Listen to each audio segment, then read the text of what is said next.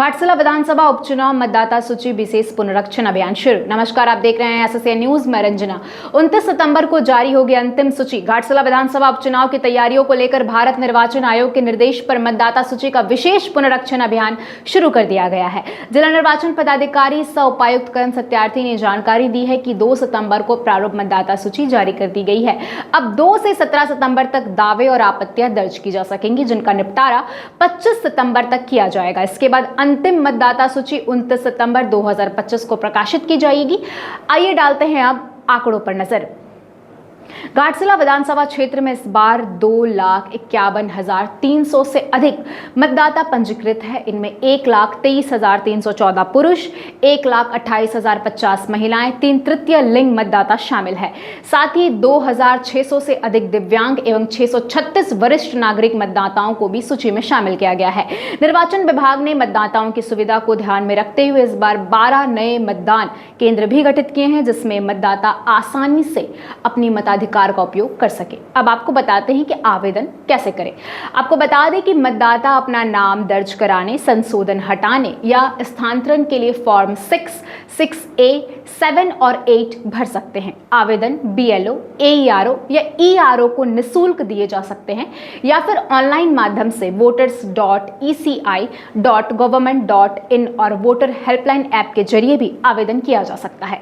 निर्वाचन आयोग की हेल्पलाइन संख्या 1950 पर कॉल कर जानकारी प्राप्त की जा सकती है। वोटर सूची में नाम है या नहीं, एक बार जरूर जांच लें। लोकतंत्र के इस महापर्व में आपकी भागीदारी जरूरी है। स्वागत है।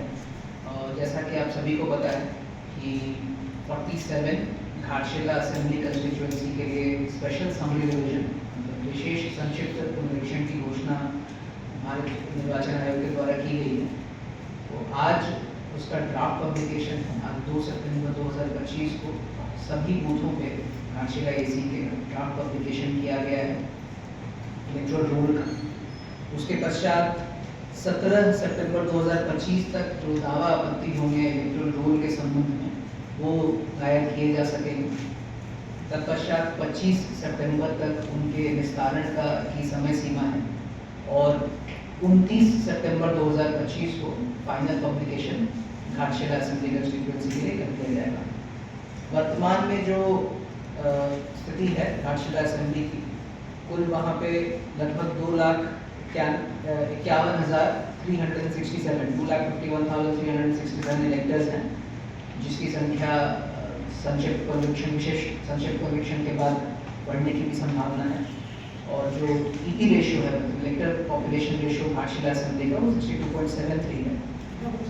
62 विशेष संक्षिप्त पुनरीक्षण के प्रारंभ होने के पहले जो बूथ रैशनलाइजेशन की कार्रवाई है वो कंप्लीट कर ली गई है।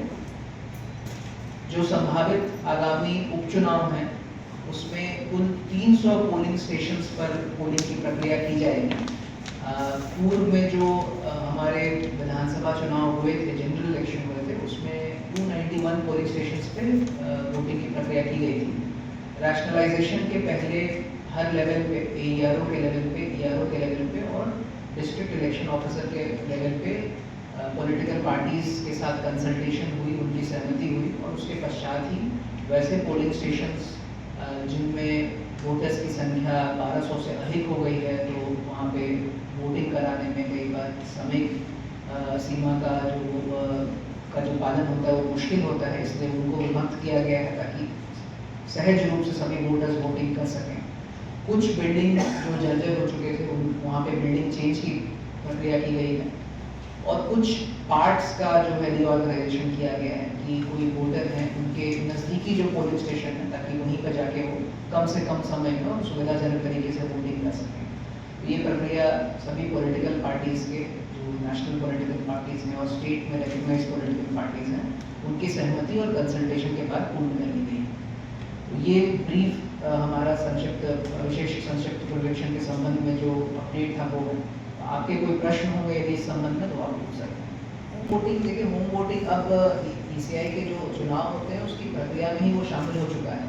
तो निश्चित रूप से जैसे विधानसभा चुनाव में और लोकसभा चुनाव में जिन कैटेगरी के वोटर्स के लिए, एब्सेंटी वोटर्स के लिए होम वोटिंग की प्रक्रिया अपनाई गई थी, निश्चित रूप से इस बार भी वो की